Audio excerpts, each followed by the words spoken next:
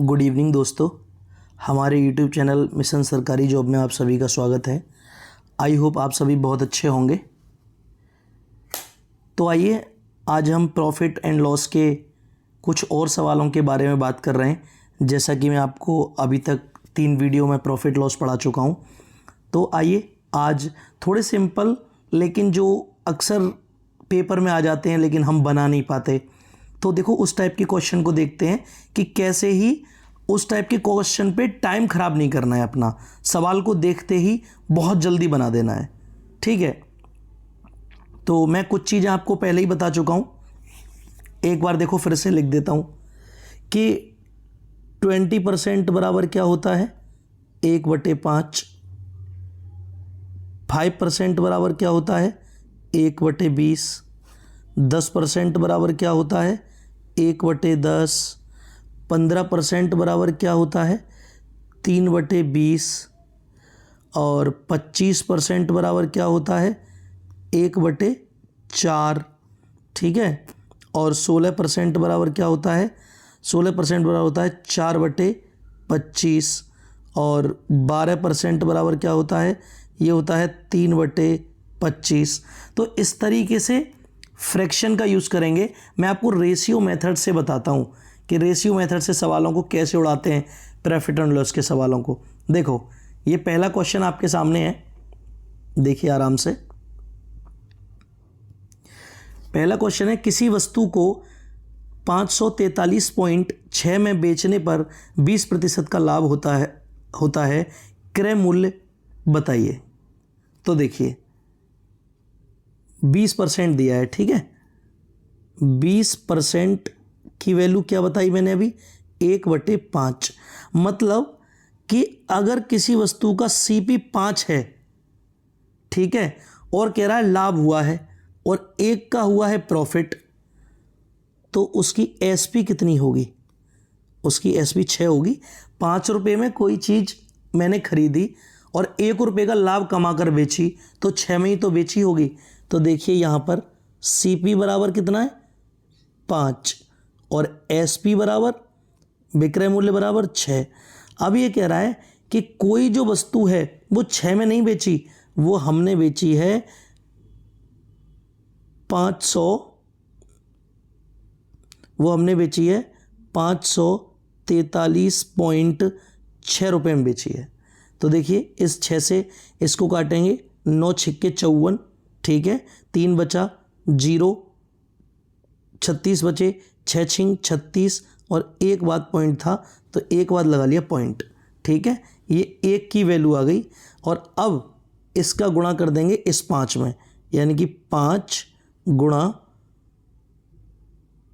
90.6 बराबर, एक 0 बढ़ा लो नीचे, हमने नीचे 10 बढ़ा लिया इस पॉइंट को हटाकर, 5 से काटा 2 बार, ठीक है, और 2 से काटेंगे तो कितनी बार 45 और 3, इसका मतलब आंसर आया आपका 453। Option number B is the right answer. ठीक है, इसी तरीके मैं आपको धीरे धीरे समझा रहा हूँ, आप अच्छे से समझिए, इस टाइप के सवाल भी पेपर में बन जाते हैं। ठीक है ना। अब देखिए अगला क्वेश्चन, एक वस्तु 299 में खरीदी गई, खरीदी मतलब CP 299, ठीक है, और कह रहा है कि वो कितने में बेची गई 254.15 में बेची गई। ठीक है, अब हानि प्रतिशत निकालना है। लॉस बराबर क्या होता है, लॉस बराबर होता है हमारा कि देखिए क्रय मूल्य माइनस विक्रय मूल्य, यानी कि 299 में से 254.15 घटाना है, तो इसे घटाओगे तो यहाँ सीधा सीधा 85 आ गया, पॉइंट लगाएंगे। अब एक इधर चला गया था तो 8 में से 4 गए तो 4, 9 में से 5 गए तो 4 और ये 0, यानी कि 44.85। ठीक है, ये आ गया 44.85। अब ये डिफरेंस आ गया 44.85 और हानि और लाभ कैलकुलेट होते हैं CP पर 299। ठीक है ना, 299 गुणा 100, क्योंकि परसेंट निकालना है। इस पॉइंट को हटाओगे, 2 जीरो बढ़ाओगे यहाँ पर, ठीक है, और इस 100 से ये 100 कट गया। ऐसे होती है, कैलकुलेशन भी करना सीखना है आपको। अब 299 का पहाड़ा अगर मैं 4485 में पढ़ूँ तो ये मुझे तो दिख रहा है कि 15 बार जाएगा, और ये 15% इसका आंसर है। बाकी आप कर लेना कैलकुलेशन आराम से। 15 देखो, 300 का पहाड़ अगर 45 बार पढ़ते, 4500 बार, तो 15 बार जाता। इसमें 1 कम है, इसमें 15 कम है, आ गई ना कैलकुलेशन। इसी तरीके से कैलकुलेशन समझनी होती है। देखिए अगला क्वेश्चन। क्वेश्चन कह रहा है किसी वस्तु को 403.7 में बेचने पर 10% का लाभ हुआ। लाभ हुआ मतलब 10% की फ्रिक्शन कितनी होती है, 1/10, यानी कि सीपी तो कितनी है, सीपी हमारे पास कितनी है, सीपी है 10, 1 का लाभ हो रहा है, तो यार एसपी कितनी होगी, 11 होगी एसपी। ठीक है, अब ये कह रहा है कि 11 नहीं है, 11 रेशियो बराबर है 403.7। अब देखो 11 तिया 33, बचे 7, 11 छक्के 66, बचे कितने, यहाँ पर बचे 7, और 11 सत्ते 77। एक बात पॉइंट है, अब सीपी निकालने के लिए क्या करना पड़ेगा, सीपी निकालने के लिए 36.7 इंटू 10, आंसर कितना आ गया, 367। ऐसे रेशियो मेथड से सवालों को सेकंडों में उड़ा सकते हैं। Option number B is the right answer. ठीक है ना। अगला क्वेश्चन देखिए आप, देखिए अगला क्वेश्चन। अगले क्वेश्चन में कह रहा है कि 300 रुपये में खरीदी गई वस्तु को 255 में बेच दिया। यार कोई वस्तु 300 रुपये में खरीदी थी, ठीक है, और उसे 255 में बेच दिया, तो यार सीधा सा आपको भी पता चल रहा है, मुझे भी पता चल रहा है कि 45 का नुकसान हुआ है।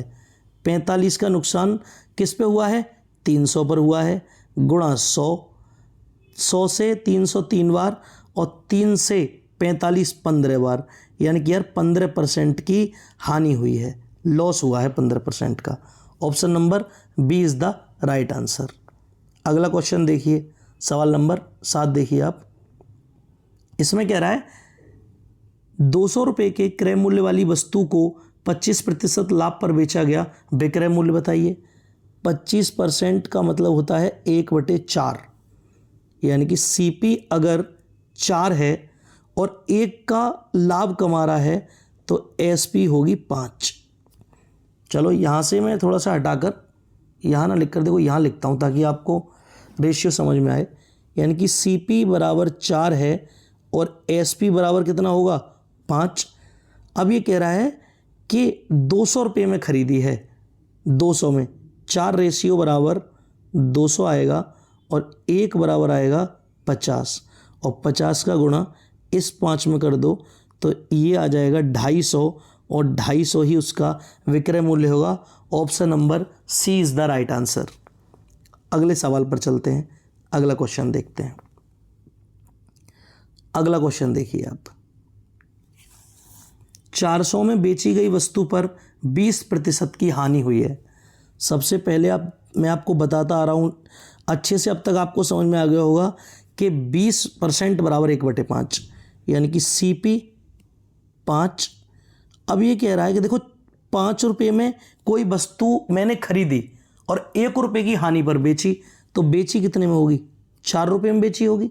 ये कह रहा है 4 में नहीं बेची आपने 400 में बेची है, यानी कि 1 बराबर 100 आ गया, और 100 का गुणा कर दिया मैंने 5 में, तो क्रय मूल्य कितना आ गया, क्रय मूल्य आ गया 500 रुपये।